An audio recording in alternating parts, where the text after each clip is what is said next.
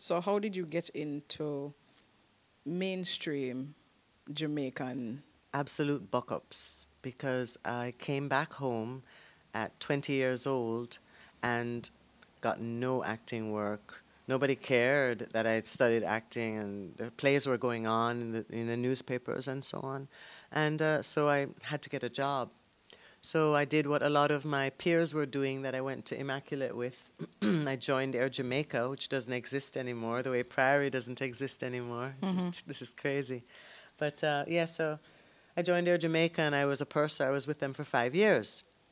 And good salary, great experience. Butch Stewart owned it at the time, so I got a 50% discount off of Sandals hotels, and it was really nice, you know.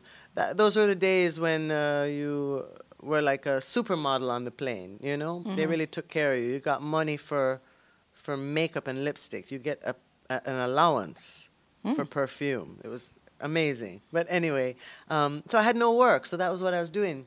And I got a call one day to audition for Royal Palm Estate to be a lawyer, to have a small role.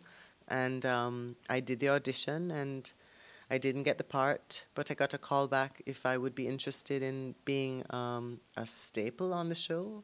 And I got the role of Tanya Blackburn, which really shifted a paradigm for me.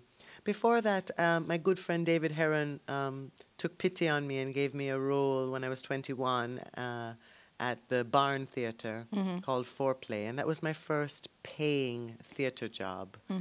But yeah, those were pivotal moments. Yeah. So, and you were with Royal Palm for 11 years? Yeah, I was with them for more than a decade, 11 years. And then the show went on for, I think, 4 years after that, and then ended. Yeah, I was the fourth and longest to play Tanya. There were 4 actresses that did it, each for 1 season, and then I did it for 11 seasons. If memory serves, Tanya was not a very nice person. No. In the show. Well, good and bad are are argumentative, are relative. In you have to have villains. You have to have controversy or conflict, or there's no art. And sometimes I like for people to have empathy and sympathy for the bad guy and the villain. So she was a bit bitchy, aristocratic, plantocracy, colonial, and I wore lots of large hats, very glamorous, and had many relationships with different people.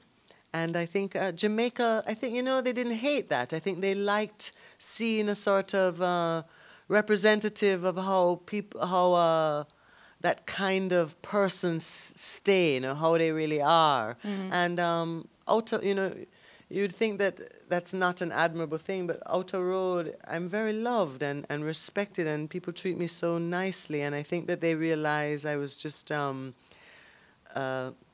portraying You're something. playing a character. Yes. I was about to ask you if the dislike from the audience came off screen, like when you're on the road, and people see you, they'd be like, I get dislike for my Instagram pictures.